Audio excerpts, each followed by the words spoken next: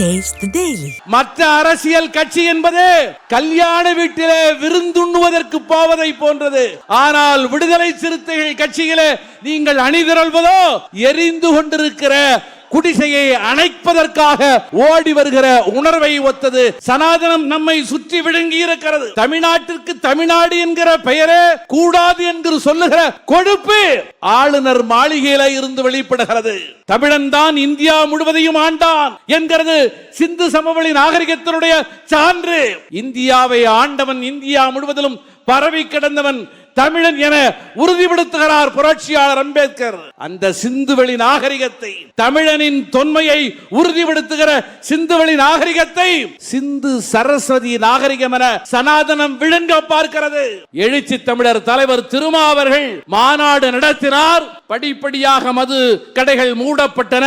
போதையாய் உருவாகி வந்திருக்கிற கஞ்சாவாய், அபிநாய், ஹெராயினாய், இன்னவர போதைப் பொருளாய் தமிழகத்திற்குள்ளே ஒரு பண்பாட்டு படையெடுப்பாக சர்வதேச மாஃபியா கும்பலின் உதவியோடு நம்மை நோக்கி குறிவைத்து நடத்தப்படுகிற இந்த போதைக்கு எதிராக ஒரு மாபெரும் விழிப்புணர்வு ஏற்பட்டது என்பதெல்லாம் நிறைவாய் கிடைக்கிற நன்மையாக இருக்கட்டும். ஆனால் உடனடி நன்மையாய் ஒன்றை நான் எதிர்பார்க்கிறேன். இனி எவனும் தமிழ்நாட்டிலே பொது இடத்திலே அமர்ந்து மது அருந்த கூடாது.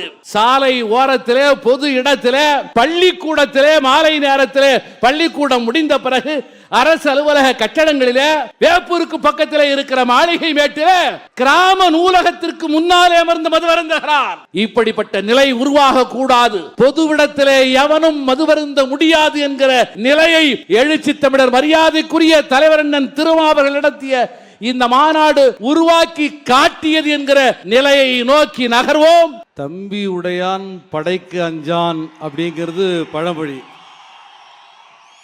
ஆனா தலைவர் தங்கைகளை தான் அழைச்சிருக்கிறாரு. தம்பி உடையான் படைக்கு அஞ்சான் என்பது பழமொழி.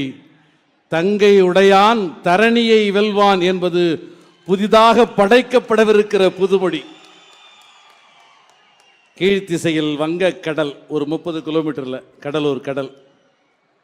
மேல் திசையிலே கல்வராயன் மலை, மலைக்கும் கடலுக்கும் நடுவிலே உளுந்தூர் பேட்டை. தெற்கிலே காவிரி ஆறு, வடக்கிலே தென்பெண்ணை ஆறு, நடுநாட்டு சமவெளி என தமிழ் இலக்கியம் பாடிய இந்த மண்ணில போதையை ஒழிப்போம், மதுவை ஒழிப்போம், மனித வளத்தை பாதுகாப்போம் என்கிற முழக்கத்தோடு, போதையை ஒழிப்போம், புதிய பாதையை வகுப்போம் என்கிற நம்பிக்கையோடு எழுச்சி தமிழர் விடுத்த அறைகூவலை ஏற்று லட்சோப லட்சக்கணக்கிலே திரண்டிருக்கிற நாளை இந்த நாட்டை ஆளப்போகிற விடுதலை சிறுத்தைகளே, அரங்கில் அமர்ந்திருக்கிற சான்றோர் மக்களே, உங்கள் அனைவருக்கும் என்னுடைய பணிவான வணக்கம். அன்பு உறவுகளே, பெருந்திரளாக மகளிர் திரண்டிருக்கிறீர்கள். காலம் காலமாக சனாதனம் பெண்களை ஒடுக்கி வைத்தது. ஆண்களுக்கு மட்டுமே ஆன்மா, ஆண்கள் மட்டுமே வீடு பேரடைய முடியும். ஆணுக்கு உதவியாக இருக்கிற ஒரு அடிமை பொருளாக பெண்ணை சனாதனமும் வேத மதமும் வருணாசிரமும் ஒதுக்கி வைத்திருக்கிற களத்திலே பெண்களால் முடியும் என்பதை கடந்த கால வரலாறு நிரூபித்திருக்கிறது. அதை அறிந்ததால் தான் தலைவர் யாராலும் தொட முடியாத ஒரு பொருள் வேண்டும் தான், ஆனால் முடியுமா? மதுவும் போதையும் ஒழிக்கப்பட வேண்டும் தான், ஆனால் அது முடியுமா என்கிற கேள்வி தமிழகத்தில் நிலவிக் கொண்டிருந்த சூழ்நிலையில் யாரால் முடியும் என்பதை உணர்ந்து, என் அன்பு தங்கைகளால் முடியும் என தெளிந்து, மகளிர் விடுதலை இயக்கம் ஒருங்கிணைக்கிற மது மற்றும் போதை ஒழிப்பு மாநாடு என தலைவர் அறிவித்த உடனேயே இந்த மாநாடு வெற்றியை பெற்றது. ஒரு மாநாடு நடந்து முடிந்த பிறகு வெற்றி பெற்றதா அல்லது வெற்றியை நோக்கி நகர்ந்திருக்கிறதா என்கிற விவாதம் வரலாம். தமிழ்நாட்டிலே ஒரு மாநாடு அறிவிக்கப்பட்ட உடனேயே ஒரு வெற்றிகரமான விவாதத்தை நாடு முழுவதிலும் உருவாக்கியது என்று சொன்னால் எழுச்சி தமிழர் மரியாதைக்குரிய தலைவர் அண்ணன் திருமாவர்கள் அறிவித்த இந்த மாநாடு தான். இந்த மாநாட்டிலே ஒரு புதிய அதிர்வலையை நான் பார்க்கிறேன்.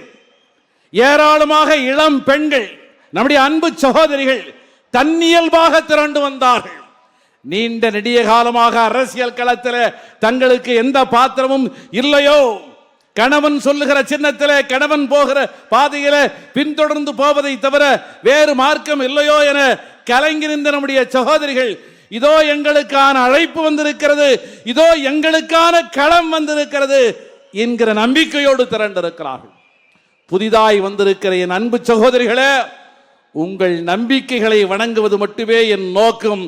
மாநாட்டின் கருப்பொருள் குறித்து வீசும் புயல் வெப்ப சூறாவளி விடுதலை சிறுத்தைகளின் தலைவர் எழுச்சி தமிழர் அண்ணன் திருமாவர்கள் உரையாற்றவிருக்கிறார்.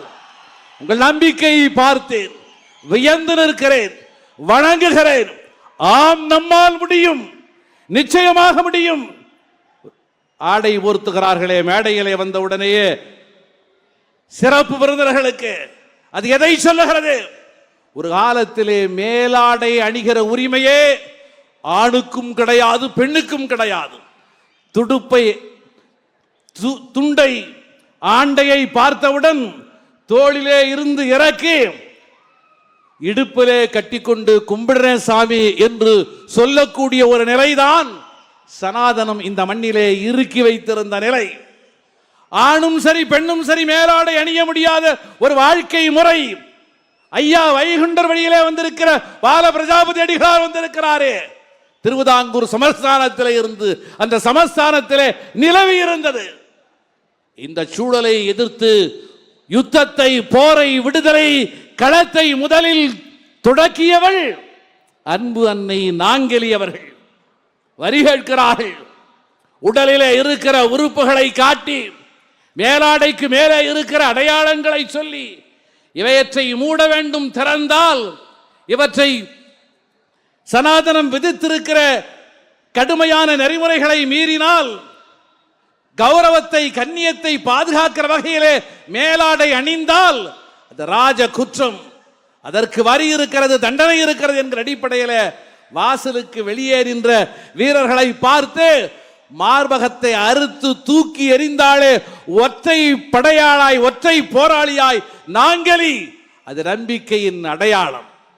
சிவகங்கை சீமையை சுற்றி சூழ்ந்த பிரிட்டிஷ் படைகளை தகர்த்து நொறுக்கிட வேலு நாச்சியாரோடு, வீரமங்கை வேலு நாச்சியாரோடு அன்னை குயிலி உடம்பிலே வெண்ணையை பூசிக்கொண்டு, நெய்யை பூசிக்கொண்டு ஆயுத கிடங்கிலே பாய்ந்தாலே விடுதலை தாகம் ஆணுக்கு மாத்திரம் சொந்தமானதல்ல, பெண்ணிடமிருந்து, தாயிடமிருந்து, உங்கள் கண்ணீரிடமிருந்து அது கருக்கொள்ளுகிறது என்பதற்கான அடையாளம் அது.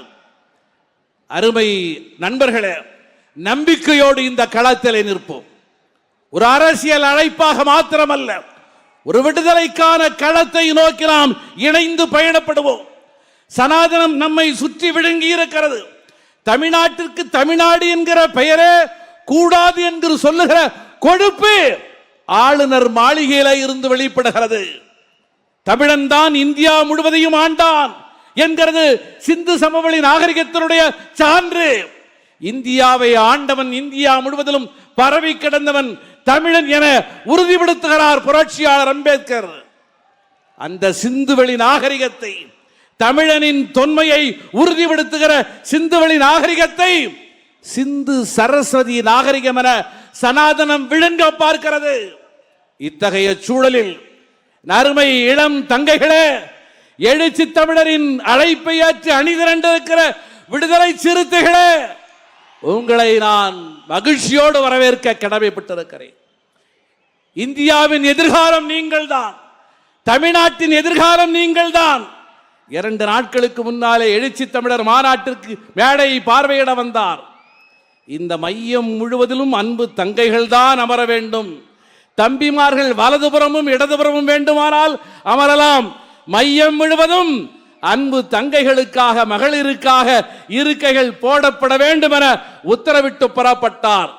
மாநாட்டின் மையம் மாத்திரமல்ல, தமிழ்நாட்டு அரசியலின் மையமும் என்னுடைய அன்பு தங்கைகள் தான், தாய்மார்கள் தான் என்பதை எதிர்காலம் உறுதிப்படுத்தும் என நான் நம்புகிறேன்.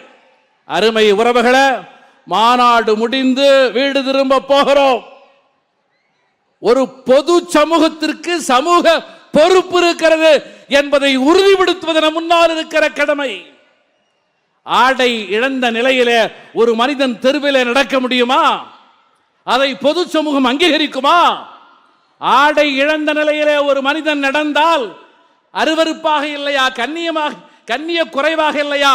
இது உன்னை மட்டுமா கேடுபடுத்துகிறது? என்னுடைய மானத்திற்கும் இது இடுக்கல்லவா என பொது சமூகம் அவனை விரட்டுகிறது, தண்டிக்கிறது. ஆடை இழந்த நிலையிலே பொது வீதியிலே நடப்பது எவ்வளவு குற்றமோ அதை போலவே அறிவை இழந்த நிலையிலே பொதுவெளியிலே நிற்பதும் குற்றம்தான். எழுச்சி தமிழர் தலைவர் திருமாவர்கள் மாநாடு நடத்தினார். படிப்படியாக மது கடைகள் மூடப்பட்டன.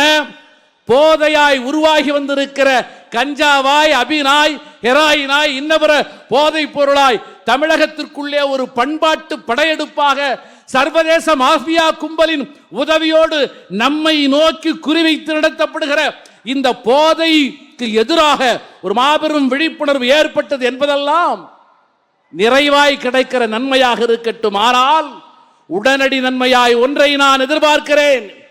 இனி எவனும் தமிழ்நாட்டிலே பொது இடத்திலே அமர்ந்து மது அருந்த கூடாது. சாலை ஓரத்திலே, பொது இடத்திலே, பள்ளிக்கூடத்திலே, மாலை நேரத்திலே பள்ளிக்கூடம் முடிந்த பிறகு அரசு அலுவலக கட்டடங்களிலே, வேப்பூருக்கு பக்கத்திலே இருக்கிற மாளிகை மேட்டிலே, கிராம நூலகத்திற்கு முன்னாலே அமர்ந்து மது அருந்துகிறார். இப்படிப்பட்ட நிலை உருவாக கூடாது. பொதுவிடத்திலே எவனும் மதுவருந்த முடியாது என்கிற நிலையை எழுச்சி தமிழர் மரியாதைக்குரிய தலைவர் அண்ணன் திருமாவர்கள் நடத்திய இந்த மாநாடு உருவாக்கி காட்டியது என்கிற நிலையை நோக்கி நகர்வோம். நம்பிக்கையோடு களத்தில் நிற்போம். சாதிய ஒழிப்பு என்பது, சாதிய விடுதலை என்பது, சாதிய ஒடுக்குமுறையில இருந்து நாம் பெறவிருக்கிற வீழ்ச்சி என்பது பெண் விடுதலையோடு இணைந்தது. சனாதனம் தனது ஒட்டுமொத்த புனிதத்தையும் பெண்களின் தலையில் தான் சுமத்தி இருக்கிறது. ஆகவே இந்த போலி புனிதத்தை உடை தெரிந்து புரட்சிகர மங்கைகளாய், புரட்சிகர விடுதலை சிறுத்தைகளாய் அணிதிரண்டிருக்கிற அன்பு தங்கைகளை மனம் நிறைந்து பாராட்டி, நெஞ்சம் நிறைந்து வாழ்த்தி, அன்பு தங்கைகளே வாருங்கள். மற்ற அரசியல் கட்சி என்பது கல்யாண வீட்டிலே விருந்துண்ணுவதற்கு போவதை போன்றது. ஆனால் விடுதலை சிறுத்தைகள் கட்சியிலே நீங்கள் அணிதிரள்வதோ எரிந்து கொண்டிருக்கிற குடிசையை அணைப்பதற்காக ஓடி வருகிற உணர்வை ஒத்தது என சொல்லி, அரசியல் களத்திலும் பண்பாட்டு தளத்திலும் நமது தலைமுறை போர் புரியட்டும். நாளைய தலைமுறை இந்த நாட்டை ஆளட்டும் என வாழ்த்தி விடைபெறுகிறேன். நன்றி, வணக்கம்.